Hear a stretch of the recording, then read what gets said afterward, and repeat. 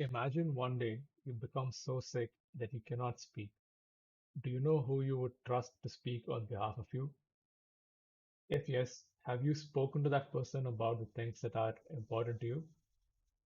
These are the kind of questions that many of us are not prepared to answer until it's perhaps a little too late. And yet they have a significant impact on our well being and the well being of the people close to us, as the death of a person is a significant event that affects many people. Continuing from my essay, according to terror management theory and psychology, many of us are in denial about our eventual death, and many of us, as a consequence, suffer from death anxiety, either consciously or subconsciously, which affects our overall mental well-being.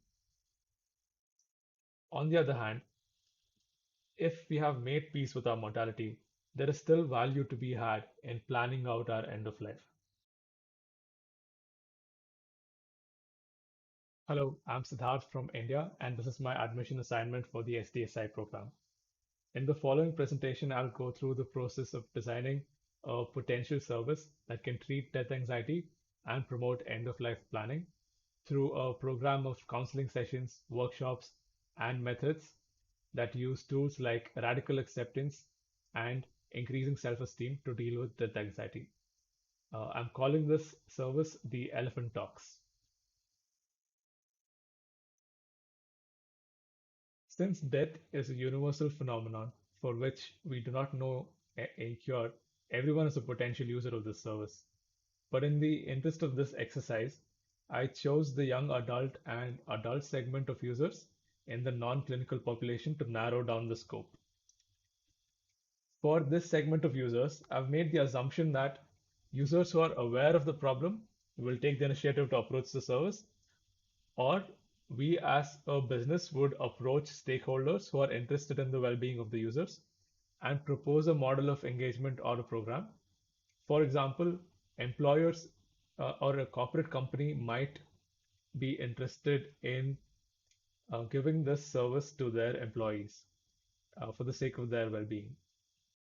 So, with these constraints in mind, I started off by creating a user map to understand the relationships between them and map all the actors involved in a hierarchy. So, the primary user is the patient that we're going to treat. The secondary users are going to be the counselor who's going to interact with the user, the employer or the person who refers the user to the service, and friends and family of the user. In the tertiary user level, we have researchers who can who can study the problem. We have the operations team in our company. We have government and policy makers who take care of the healthcare system, and we have the designers of the program itself. The user can co-design the treatment plan with the counselor. After the treatment plan is made, the next step would be to execute the treatment.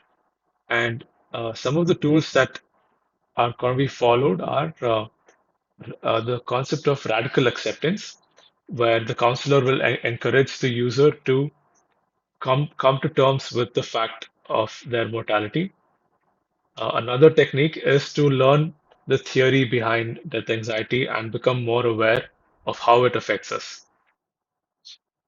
After the treatment, a series of follow-up sessions will be held periodically. A community can be created of users who've gone through this program so they can do peer-to-peer learning. Once death anxiety is solved, another possible option is to do end-of-life planning, where they think about how their funeral should be, what message do they want to convey to their family, etc. The end of service is what I'm considering is the death of the user itself, and post service is how we engage with the secondary users, that is the friends and the family of the user. Next, I took up the task of making the business model canvas because if we assume that our organization has to be revenue generating or self-sustaining, this might give us a few ideas of how to go about it. However, I definitely agree that such a service might have to be a public service run by the state or a non-profit organization without the influence of the free market. So in this business model canvas, I looked at who our key partners could be, what the pricing strategy could be, and the potential revenue streams. The pricing strategy I'm looking at is a sliding scale pay what you want model. In this way, you build trust with the user that the service is not here only to make money, and users who do gain a lot of value will be will wholeheartedly pay larger amounts. In the case where a corporate company has referred their employees, they can choose to pay per employee per milestone whenever a session is completed or we make progress with the user. An agreement can be made to release a certain amount. After making the customer journey and the business model, I developed a rough idea of what the service could be. To go into further detail, I created a user persona, and this is Becky. She is a 35-year-old mid-level professional who, after losing her grandmother a few years ago, is experiencing death anxiety and is thinking about what will happen in case she passes away and how will her family and friends deal with it. The next step, I made a service blueprint for this particular user and try to go in a little more detail. I've assumed that it starts off with Becky attending one of our community events and signing up. When she signs up, we should have a system in the backend to sign her up and move with the next step, which in this case will be scheduling a one-on-one session. Because this is a sensitive topic, the recommended means of engagement would be a one-on-one session face to face. So during this session, they discuss her issues and her requirements, and we prepare a report of assessment. This is the next step. With the help of this report, in the next session, the counselor with Becky will devise a plan or a series of sessions and workshops to go through the treatment. One of the treatments for Becky could be our counselor facilitates a family session. They open up and discuss about what would happen if Becky passes away. The next step could be planning end of life logistics for Becky. And one idea is Becky prepares a care package that will be given to her family members after she passes away. So these are two examples of what can be done through workshops. Assuming that she is doing better now, she'll then be put on a series of follow-ups, perhaps once in a year on her birthday, since many people experience death anxiety on their birthdays, commonly known as the birthday blues.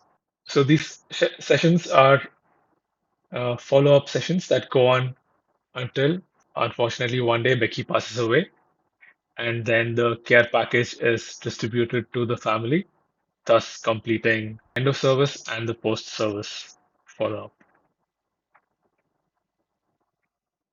So this was the work I was able to do so far. Please feel free to let me know what should have been done differently.